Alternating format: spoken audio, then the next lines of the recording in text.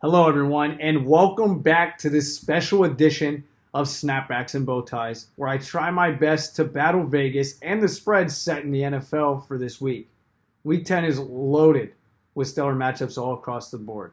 So, without further ado, I bring to you my Fabe 4, and like Chris Webber in the Fab 5, I've called a timeout the past 3 weeks with none left and have been plagued with loss after loss after loss. So, let's start this week off with the Cleveland Browns and Houston Texans, who have met a total of 10 times, with Houston dominating the series, winning 7 of them. But this year is much different. The Browns are surging in the right direction for the first time since 2002, where they've made their lonely playoff appearance since they came back to the league in 1999.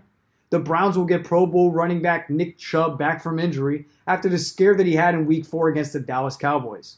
The Browns are 2-2 against the spread this year at home, while the Texans are 0-4 on the road.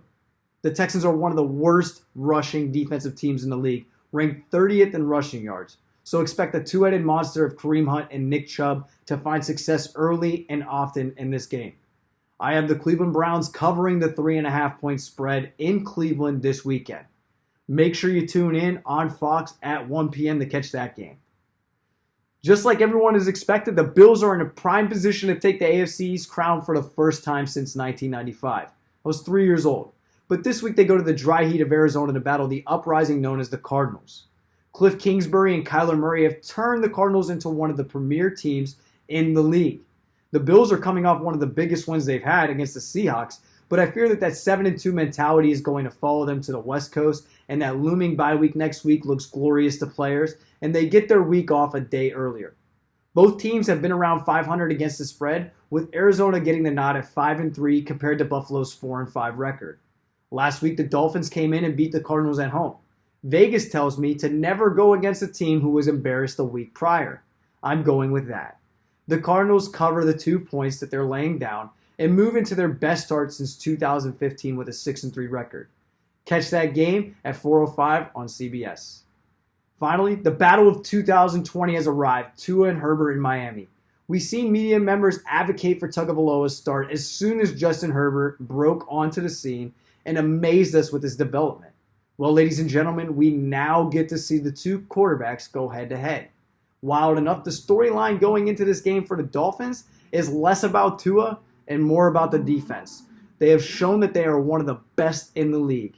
I feel that Brian Flores and company will be able to trick the young quarterback into making errors quick and often. I see Miami taking this game at the Hard Rock, covering the 2.5-point spread and maintaining their pace for the AFC wildcard. You can catch that game at 4:05 on CBS.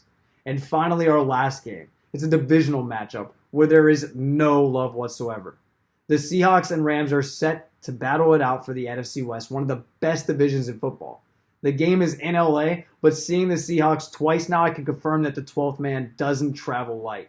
The Rams defense has been absolutely incredible, almost dominating every single category with top 10 statistics, while the Seahawks have been one of the worst defenses of 2020. It's so bad in Seattle that Jamal Adams' PFF grade is ranked 75 out of 95 possible rankings. He was a Pro Bowler with the Jets. Yes, I said that right. I'm going with the Rams in this one in LA. They cover the 1.5-point spread and make the battle for the NFC West a little bit closer. Don't sleep on this juggernaut matchup with the Rams and their top 5 passing defense versus Russell Wilson, who has been torching teams through the air left and right.